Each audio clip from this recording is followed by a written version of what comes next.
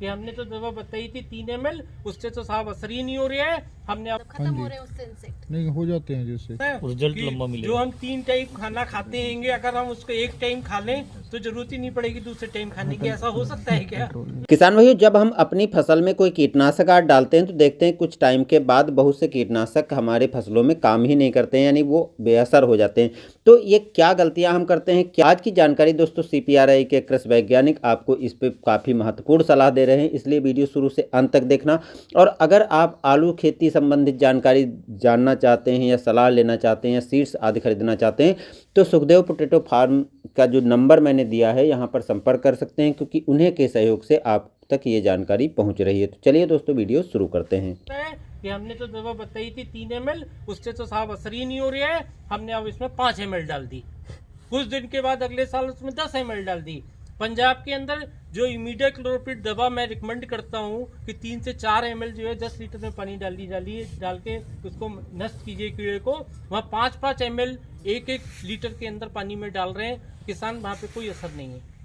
सफेद मक्खी और माहू जो है उसके ऊपर खूब बड़ी मात्रा में पाए जा रहे हैं। तो उसका कारण ये है। सब सॉरी मैं इंटरप्ट करना चाहूंगी आपको। ये फार्मर भी इमिडाक्लोप्रिड यूज करते हैं, तो इनसे भी पूछ लेते हैं क्या आपके यहाँ वो इफेक्टिव है अब केमिकल इमिडाक्लोप्रिड जो भी किसान यूज करते हैं? नहीं करते तो हैं इंसेक्ट कंट्रोल में करते बचाव हैं। है, मतलब खत्म हो रहे हैं उससे इंसेक्ट? नहीं हो जाते हैं जैसे काफ़ी हद तक कंट्रोल है। नहीं, वो जो दवा पहले डालते थे उतनी में ही हो रहा है या उससे ज्यादा में हो रहा है? बात वो है, 30% यूज होनी शुरू हो गई, पहले 10% होती थी। बात वो है। सर किसान जो दवाई डालता है ना, अगर लेवल क्लेम 100 ml का है तो किसान उसको 300 ml डालता है। वो उसके दिमाग में कंफ्यूज है कि ज्यादा डालने से जल्दी काम हो जाएगा। ऐसा है ना रिजल्ट कि लंबा मिलेगा। जो हम 3 टाइम खाना खाते हैंगे, अगर हम उसको 1 टाइम खा लें तो जरूरत ही नहीं पड़ेगी दूसरे टाइम खाने की। ऐसा हो सकता है क्या? मैं तो सीधी सी बात बता रहा हूँ आपको। तो और वो आप, मैं समझता हूँ आप लोग सब प्रबुद्ध हैं, सब जानकारी रखते हैं इस चीज की, लेकिन उस जानकारी के थोड़े से उसके लिए जो है हम बहुत सारा नुकसान कर रहे हैं। जो नेचर के अंदर चीजें दी हैं या नेचर में है जो चीजें, उनका हम सही तरीके से दोहन नहीं कर रहे हैं, है ना। तो सब्जियों में भी यही हाल है इस क्षेत्र की पूरा। तो सब्जियों के अंदर भी जो आप ये देखिए कि एक ट्रेन चलती है पंजाब से, आप लोगों के सबके रिलेटिव्स रहे होंगे कि वो बताते हैं कि वो कैंसर वाली ट्रेन हो गई है। क्यों हो गई है?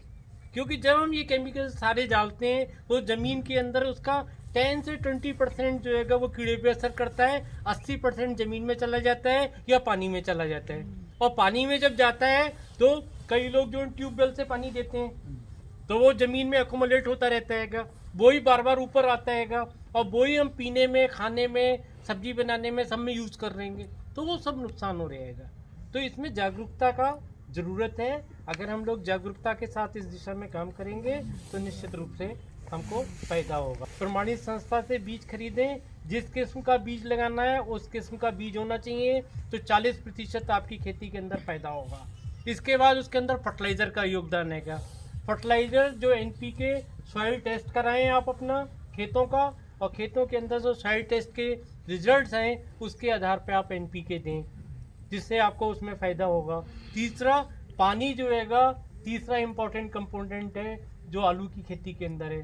पानी जब लगाएं, उसको पानी को लगाते समय जब हम जो गुल बनाते हैंगे उसका 2/3 हिस्सा ही पानी के अंदर भिगोएं, जो 1/4 हिस्सा अपने आप पानी के अंदर हो जाएगा। दबा करके पानी ना दें आलू के खेत के अंदर, ना कम मात्रा में दें ना ज़्यादा मात्रा के अंदर दें, तब आपकी आलू की फसल जो है तो प्रभावित नहीं होगी।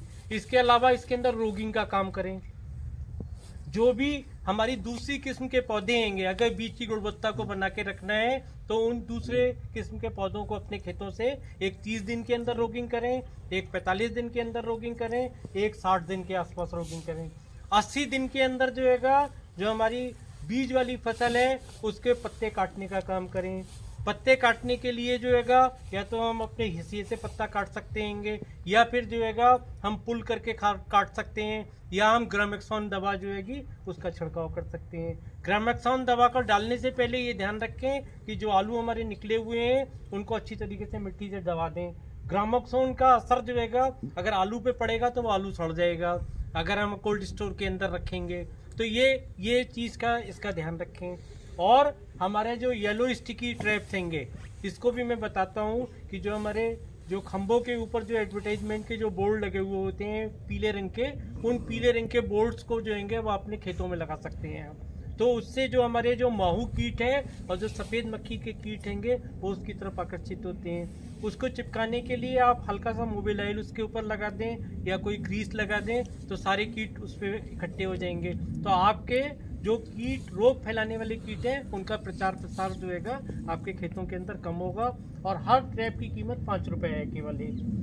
कुल जो है मुश्किल से 100 या 150 रुपये का आपको वो लगाने हैं और उसको हर हफ्ते बदलते रहें। तो ये टाइप का काम कर सकते हैं।